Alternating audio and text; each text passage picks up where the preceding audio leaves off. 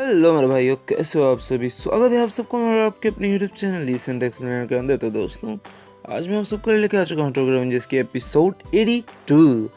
तो बिना किसी तरीके एक छोटे से रिकैप के साथ आज की वीडियो की शुरुआत कर देते हैं। तो दोस्तों, पिछले एपिसोड में हमने देखा था कि बेनकेई और वाका हमारे टोक्यो रेवेंजर के सबसे बेस्ट और मोस्ट पावरफुल डुओ, इनकी लड़ाई होती है साइको टेरानोसाउथ से। और दोस्तों, हम देखते हैं कि शुरू में तो ये दोनों काफ़ी अच्छा कर रहे होते हैं, पर जैसे ही टेरानो की डार्क इम्पल्सिविटी अनलॉक होती है, वो इजीली उन दोनों को पीट देता है और पूरी लड़ाई को अकेले ही डोमिनेट करता है, क्योंकि माइकी अपनी जगह से हिल भी नहीं रहा होता है। इन दी एंड फाइनली हमारी ब्राह्मण की कैप्टन सेंजू टेरानो के सामने फेस टू फेस आती है फाइट करने के लिए। तो आज उनकी फाइट देखेंगे और भी काफ़ी सारी चीज़ों को देखेंगे आज के चैप्टर 82 में। दोस्तों, आज के चैप्टर के पहले ही पेज में हमें दिखाया जाता है कि सारे के सारे बंदे पिट पाट के ज़मीन पर लेट चुके होते हैं, तीनों के तीनों गैंग के। और जो तीनों गैंग में सबसे मेन और पावरफुल बंदे होते हैं, सिर्फ वही अपनी जगह पे खड़े होते हैं। और आखिर में काकुचो माइकी तक पहुंच ही जाता है और कहता है, आखिरकार मैं तुम तक पहुंच ही गया। तुम यहाँ पे क्या कर रहे हो? तुम इस पूरी लड़ाई को एक कोने से देख रहे हो। तुम वो माइकी नहीं हो जिसे मैं जानता हूँ। उसके बाद दोस्तों, माइकी कहता है, मुझे लगा था कि मैं यहीं पर खड़ा होके इस पूरी लड़ाई को देखूंगा, पर आखिरकार तुम मुझ तक पहुंच ही गए, काकुचो। और उसके बाद दोस्तों, काकुचो कहता है, मैं हमेशा से तुमसे लड़ना चाहता था माइकी। और उसके बाद दोस्तों, तभी सीन शिफ्ट होता है और हम सीधा सेंजू और टेरानो के सामने आ जाते हैं। और आकाशी कहता है, रुक जाओ सेंजू, ऐसा मत करो। तुम अभी साउथ से नहीं लड़ सकती हो, ये तुम्हारे लिए बहुत जल्दी होगा। अभी तुम बच्ची हो। हम तीनों, मैं बेनकेई और वाका, हम तीनों इस लड़ाई को हैंडल कर सकते हैं, रुक जाओ। और उसके बाद दोस्तों, संजू कहती है, अपना मुंह बंद करो ताकेयोमी। मैं कभी इस लड़ाई को इस तरह से नहीं देखना चाहती थी, पर अब अगर यही सब चलता रहा तो ब्राह्मण बुरी तरह से हार जाएगी। और उसके बाद दोस्तों, वो बिना देखे ही तुरंत के तुरंत टेरानो के ऊपर रश कर देती है बहुत ही स्पीड में। और वो जैसे ही टेरानो तक पहुंचती है, टेरानो अपनी मॉन्स्टर स्ट्रेंथ से एक मुक्का उसके मुंह पर मार देता है। और उसके बाद सारे लोग शॉक में होते हैं और संजू के मुंह से हल्का सा खून निकल जाता है। पर संजू जैसे तैसे अपने आप को बैलेंस करती है और अपने आप को बहुत ही ज़्यादा स्विफ्टली लैंड करती है। तभी आकाशी कहता है, बस हुआ संजू, तुम तुम वाका और बेनकेई को अंडर एस्टिमेट कर रही हो। तुम ये लड़ाई चाह कर भी नहीं जीत सकती हो। और उसके बाद ताकि मीची कहता है, नहीं जीत सकती हो? तुम्हारा मतलब क्या है आकाशी? और उसके बाद आकाशी कहता है, संजू सिर्फ 3 डेटीज में इसलिए आ पाई क्योंकि उसके पास फर्स्ट जनरेशन ब्लैक ड्रैगन्स का सपोर्ट था। संजू असल में उतनी ताकतवर नहीं है जितना हम सब उसे समझ रहे हैं। वो इस लड़ाई को अकेले नहीं जीत सकती है। और उसके बाद ताकि मीची कहता है, क्या? और उसके बाद आकाशी कहता है, संजू मुझे माफ कर दो, मैं गलत था। गुस्से में मैंने गुस्से में गलत डिसीजन ले लिया, पर तुम्हें भी वो गलती दोहराने की जरूरत नहीं है। प्लीज उस दानव से दूर हट जाओ जब तक तुम्हारे पास मौका है और तुम अपने हाथ पैर पर खड़ी हो सकती हो। जल्द से जल्द वहां से निकल जाओ। और उसके बाद दोस्तों, हम देखते हैं कि सेंजू अपनी आंखें बंद कर लेती है और फुल कंसंट्रेशन के साथ टेरानो की तरफ रश करती है। और टेरानो कहता है, मरो ब्राह्मण। और तभी दोस्तों, सेंजू अपनी आंखें खोलती है और उसके बाद वो कहती है, पता नहीं क्यों, लेकिन मैं खुद ही खुद अपनी ताकत को भूल चुकी थी। और दोस्तों, जैसे ही टेरानो का मुक्का चलता है, सेंजू लाइट की स्पीड में झुकती है और उसका हाथ पकड़ती है और घूमकर क्या ही किक मारती है टेरानो के मुंह पर। वो किक सच में देखने लायक होती है और वो बहुत ही तगड़ा डैमेज पहुंचाती है वो किक टेरानो को। लिटरली टेरानो लगभग अपना कॉन्शियसनेस खो चुका होता है, वो किक इतनी पावरफुल होती है। इसीलिए भाई, लड़कियों से पंगा वंगा कम लिया करो भाई, कभी भी फॉर्म में आ जाते हैं। और उसके बाद दोस्तों, हम एक छोटा सा पास देखते हैं जहाँ पे आकाशी और संजू दोनों साथ में होते हैं। और आकाशी कहता है, पैसा पैसा ही ताकत है। तुम्हें क्या लगता है संजू, तुम्हारी ये स्ट्रेंथ, ये ताकत, इसकी कितनी वैल्यू है? और उसके बाद दोस्तों करंट वाला आकाशी कहता है कि अब मुझे समझ में आया, मैं मैं संजू को गलत रास्ते पे ले जा रहा था। और उसके बाद दोस्तों हम करंट में देखते हैं कि टेरानो टेरानो ज़मीन पर होता है। और संजू सच में इतनी ज़्यादा बैडैस लग रही होती है, इतनी ज़्यादा बैडैस लग रही होती है कि भाई उसके चारों तरफ एक अजीब सा ऑरा होता है और वो लिटरली गॉड लग रही होती है, गॉडेस। वो सच में इतनी ज़्यादा सुपर कूल लग रही होती है, सुपर कूल। और उसके बाद आके मीचे कहता है ये तो पागलपन है। और उसके बाद दोस्तों संजू कहती है ताके ओमी, ब्राह्मण की बॉस मैं हूँ, तो मैं डिसीजन खुद ले सकती हूँ, समझे? और उसके बाद दोस्तों हम थोड़ा सा पास देखते हैं जहाँ पे हमें फर्स्ट जनरेशन ब्लैक ड्रैगन के मेंबर्स दिखाए जाते हैं। और उसके बाद दोस्तों ताकेयोमी कहता है फर्स्ट जनरेशन ब्लैक ड्रैगन, एक ज़माने में हमने इस पूरे नेशन को रूल किया था और उस समय मैं ही इसी टीम का वाइस कैप्टन था। मेरा नाम से ही लोग डरते थे क्योंकि मैं लड़ाई के शुरू होने से पहले ही बता देता था कि वो ख़त्म कैसे होगा। इसी वजह से मैं गॉड ऑफ वॉर के नाम से जाना जाता था। पर पर मुझे अकेले इन सारी चीज़ों का क्रेडिट नहीं मिलना चाहिए। मैं हमेशा से ऐसा नहीं था। बचपन में मैं सिर्फ एक मामूली सा बच्चा था, फिर चाहे वो स्पोर्ट्स हो, स्टडीज़ हो, मैं सब में एवरेज था। मैं कोई स्पेशल नहीं था। पर मेरे बचपन का दोस्त सानो शिनिचिरो, उसके पास एक रहस्यमय चार्म था।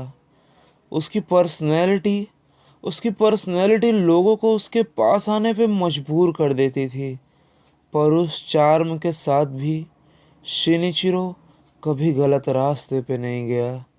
वो बहुत ही ज़्यादा प्यारा और सच्चा बच्चा था। वो अपने से किसी भी ताकतवर इंसान के साथ लड़ाई नहीं मोलता था और वो आज तक एक भी लड़ाई नहीं जीता था। हम उसे हम उसे कमज़ोर राजा के नाम से जानते थे। और यहाँ तक कि वो इंसान जो उससे लड़ता था वो भी आखिर में उसे पसंद ज़रूर करने लगता था। और उसके बाद दोस्तों हम बेनकेई और वाका को देखते हैं। बेनकेई कहता है हे, अपने सारे लड़ाई के चोटों को तो देखो। और उसके बाद शिनिचिरो कहता है छोड़ो यार उस बात को। और उसके बाद वाका कहता है हाँ यार तुम कैसे लूज़र हो, ना तो तुम लड़ाई में जीत पाए ना तो तुम प्यार में जीत पाए। और उसके बाद शिनिचिरो कहता है हे, ये तुम्हारे काम की चीज़ नहीं है, समझे? और उसके बाद दोस्तों आकाशी कहता है बेनकेई और वाका, उन दोनों ने बहुत ही ज़्यादा इंटरेस्ट लिया शिनिचिरो के अंदर। और मैं तो हमेशा से ही शिनिचिरो के साइड में था। और उसके बाद शिनिचिरो कहता है उन तीनों से चलो एक टीम बनाते हैं, ताकेयोमी तुम मेरे वाइस प्रेसिडेंट रहोगे। और उसके बाद वो कहता है कि क्या मैं? और उसके बाद वो कहता है बस उसी दिन से मैं इस गैंग का वाइस प्रेसिडेंट बन गया और सारे लोग मुझे गॉड ऑफ वॉर के नाम से जानने लगे।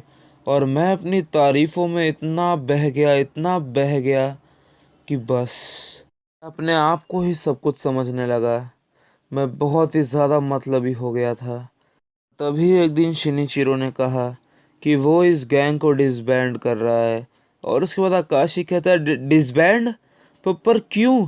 मेरा मतलब हम अभी अभी जापान के नंबर 1 बने हैं।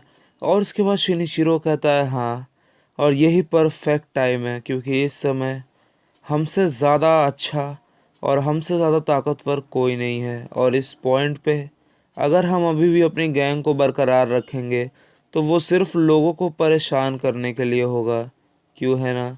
इसीलिए मैं इस गैंग को डिसबैंड कर रहा हूँ। और आकाशी कहता है तो तुम सारी चीज़ों को, सारी मेहनत को इतनी आसानी से गिव अप कर दोगे? और उसके बाद दोस्तों आकाशी कहता है कि जो मैंने बेहिसाब ताकत और मेरी इज्जत को कमाया था ब्लैक ड्रैगन में रहकर, मैं गैंग के डिसबैंड होने के बाद भी वैसे ही जीता था। मुझे टाउन में लोग वीआईपी के नाम से जानते थे और मुझे उन्हीं की तरह ट्रीट किया जाता था। मेरे पास कभी भी पैसों की कमी नहीं हुई, पर जैसे जैसे साल बीतते गए धीरे धीरे मेरी पहुंच कम होती गई, मेरी इज्जत कम होती गई और 5 साल के बाद वो राजाओं जैसी ज़िंदगी ख़त्म हो गई और मैं कर्जों में डूबा हुआ था। और उसी समय मुझे शिनिचिरो की मौत की खबर भी सुनने में आती है। और फिर दोस्तों 5 साल बाद हम सेंजू को देखते हैं और सेंजू कहती है, हे, तुम उस इनविंसिबल माइकी को जानते हो, टोक्यो मांजी गैंग से? मैं उससे लड़ना चाहती हूँ, आमने सामने की लड़ाई। और उसके बाद आकाशी कहता है, हाँ? और फिर संजू कहती है, हाँ, इसी वजह से मैं मेरी खुद की टीम बनाना चाहती हूँ। और उसके बाद आकाशी कहता है कि क्या तुम तुम्हारी खुद की टीम बनाना चाहती हो?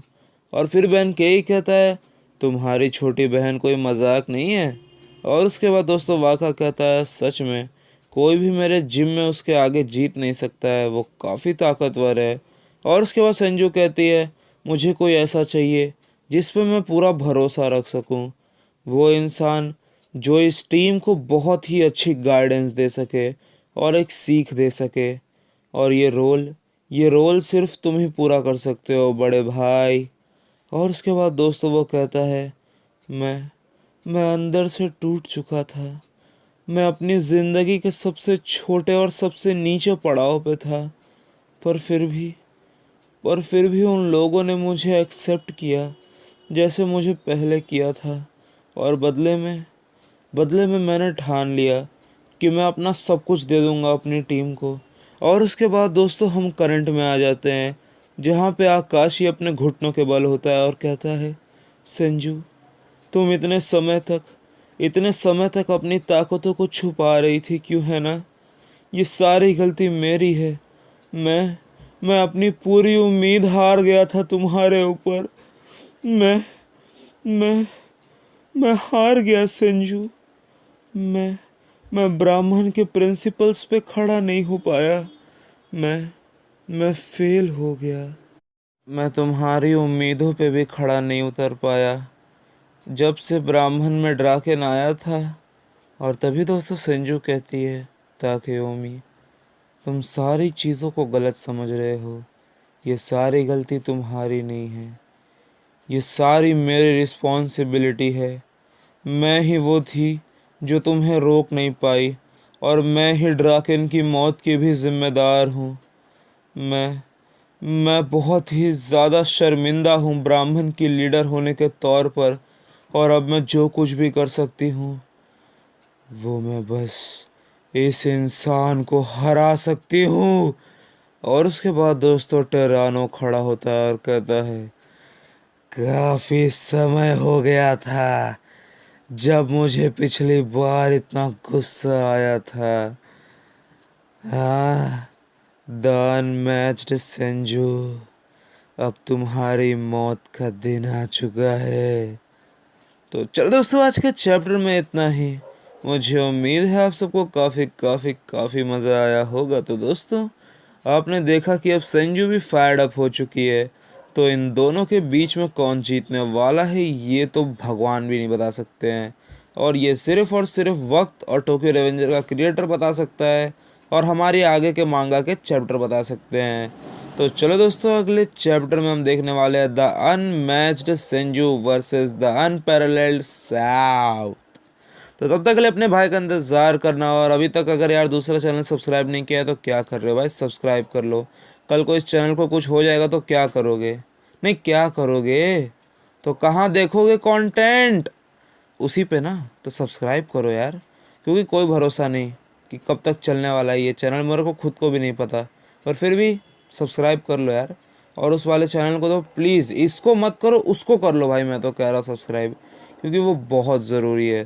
तो चलो दोस्तों, मिलते हैं अगले पार्ट में, तब तक के लिए बाय बाय।